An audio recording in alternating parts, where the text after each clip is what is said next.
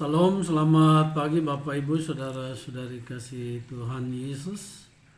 Kita berjumpa kembali pada hari Sabtu tanggal 6 Agustus 2022 dalam renungan harta sepanjang masa yang merupakan serial khotbah hamba Tuhan almarhum Bapak Pendeta Dr. Yakub Nahwai MA yang berisi atau memuat 365 inspirasi yang akan membantu kita menemukan rahasia kehidupan dalam hari-hari yang kita jalani.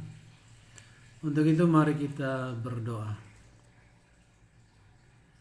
Sepanjang malam Tuhanlah yang telah melindungi kami dan dengan pertolongan kuasa Roh Kudus membangunkan kami di pagi yang cerah untuk menyongsong anugerah baru daripada Tuhan.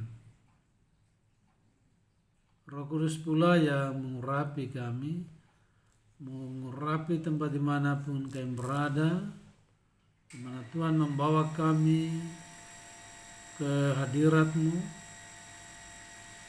mengambil saat teduh bersama dengan Tuhan, mendengarkan Tuhan berbicara atau menyampaikan isi hati-Mu melalui firman-Mu dan perenungannya di pagi hari ini. Di dalam nama Tuhan Yesus kami berdoa. Amin. Firman Tuhan di pagi hari ini terambil dari 2 Raja-Raja 4 ayatnya yang ke-8 yang menyatakan, pada suatu hari Elisa pergi ke Sunem.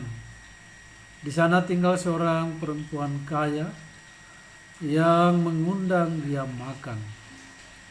Dan seberapa kali ia dalam perjalanan, singgahlah ia ke sana untuk makan. Judul renungan di pagi hari ini, Ibu Rumah Tangga yang Hebat. Saya ulangi lagi, Ibu Rumah Tangga yang Hebat. Kehebatan seorang ibu rumah tangga nampak saat ia membawa pengaruh dalam keluarganya.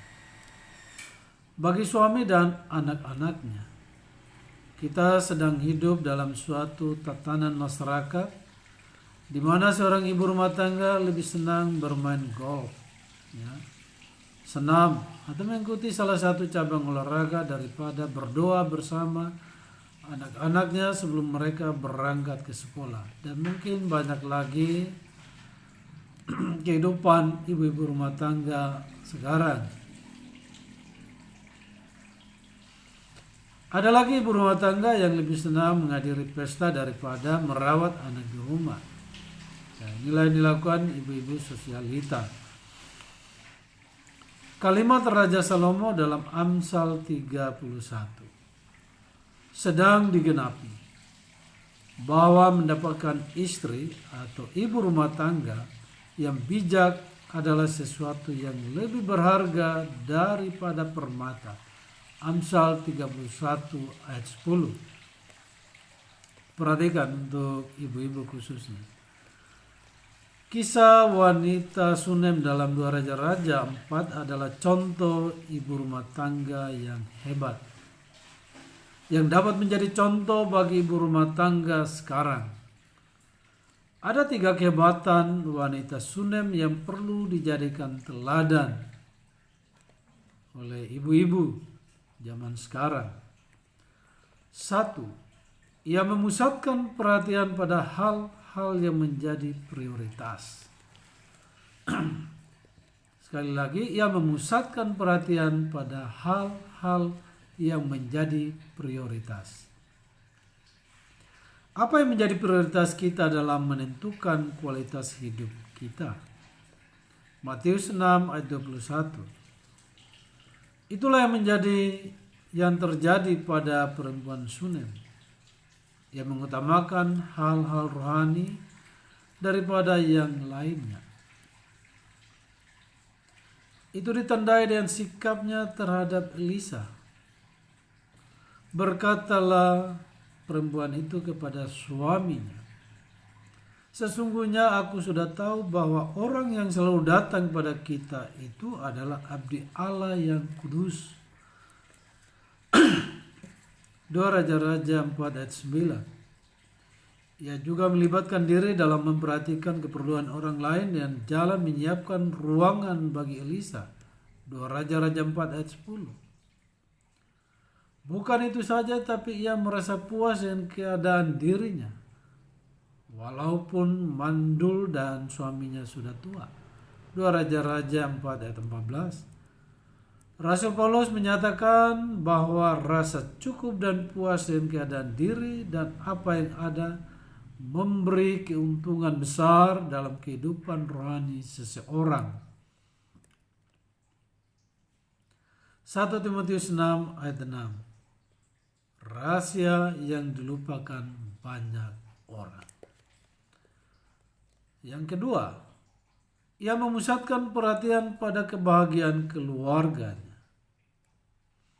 Ia tidak terpengaruh dengan sikap orang yang mungkin mengejek, mengatakan bahwa ia mandul karena kutukan Allah, karena dosa, dan mungkin olokan lain karena suaminya sudah tua. Ia tetap bahagia dengan suaminya. Hal itu ditandai dengan komunikasi mereka dalam mengambil suatu keputusan. 2 Raja-Raja 4 ayat 10. Serta pembagian tugas keluarga dengan suaminya.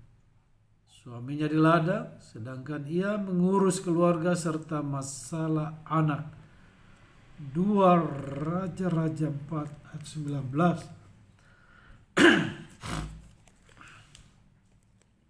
Yang ketiga, ia memusatkan perhatian pada kehidupan imannya.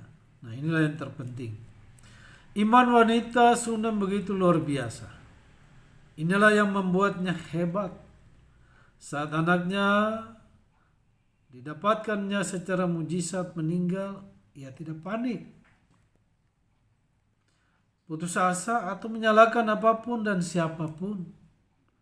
Ia tahu tempat mengadu, yaitu Allah melalui hambanya Elisa. Ia tidak melapor kepada suaminya, bahkan kepada Gehazi hamba Elisa juga tidak. 2 Raja-Raja 4 ayat 26.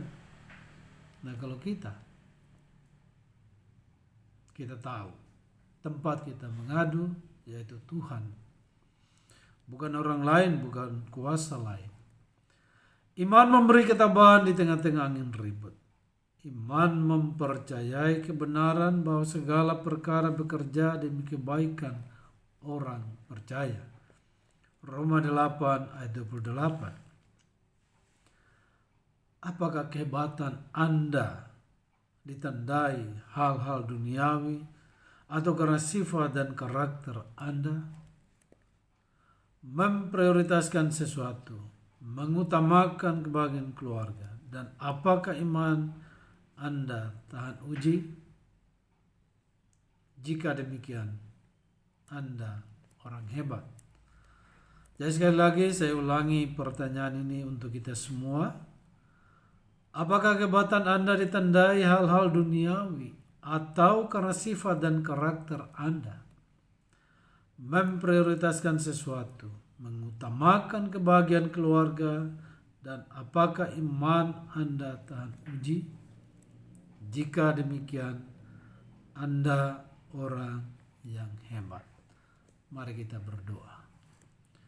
Ya Tuhan, teguhkan firman-Mu yang sudah kami baca dan kami renungkan bersama di pagi hari ini. Dalam nama Tuhan Yesus kami berdoa. Amin. Tuhan Yesus memberkati kita semua. Amin.